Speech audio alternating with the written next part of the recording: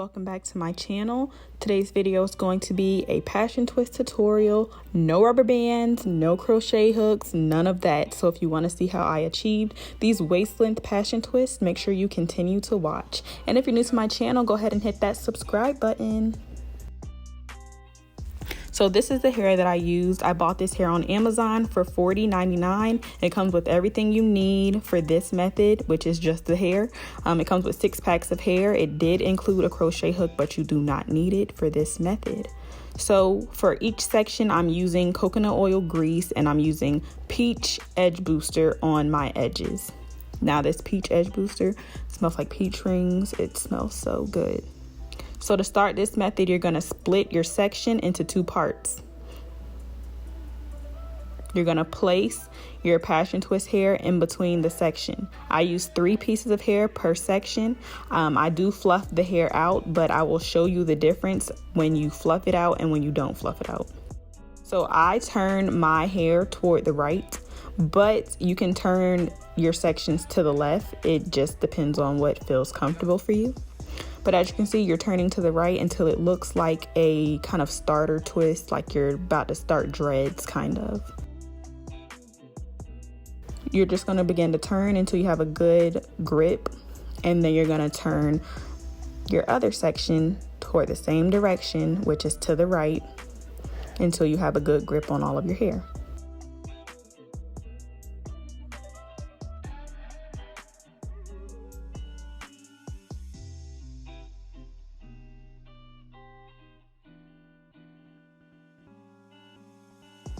I have a good grip, so I'm going to go ahead and start to do the passion twist. And you just begin to twist as if you're doing 2-strand twist. So you turn and twist, and that kind of helps your hair blend with the passion twist hair. So I'm going to go over this all over again just in case I was too quick. But it's really not that hard. It's just more of getting your grips together. And I've been doing this method for some years, so I did this whole style without a mirror, and you can probably tell because my parts are not straight. So again, put that grease and that edge control on your hair, and the edge control helps so you can grip as much of your hair as possible. So split your section into 2 parts. Place that crochet hair in between your section. And again, I use 3 pieces of hair per section. I used all of the 6 packs of hair. There was only 3 strands left, so enough for 1 more twist.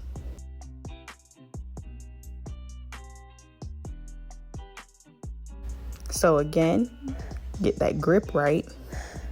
And we're gonna turn to the right. But it's really my left, but you're right.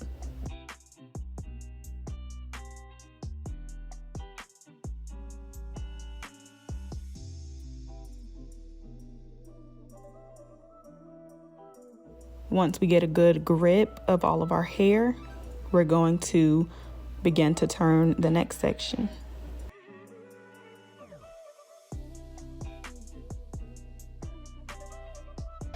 Once you get a good grip, you're going to start to twist the section. So you're going to twist as if you were doing a 2-strand twist, and just make sure you kind of twist and turn at the same time. When you do 2-strand twists, you normally twist and turn.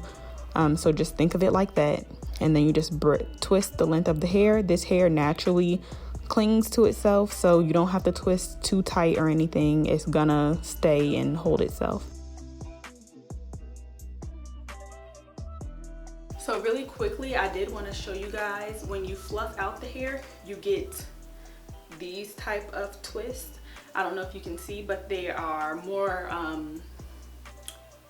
messy and kind of looser, more so like a Marley twist. But if you leave the hair bunched up and you don't stretch and fluff out the hair, you will have this kind of tight coil.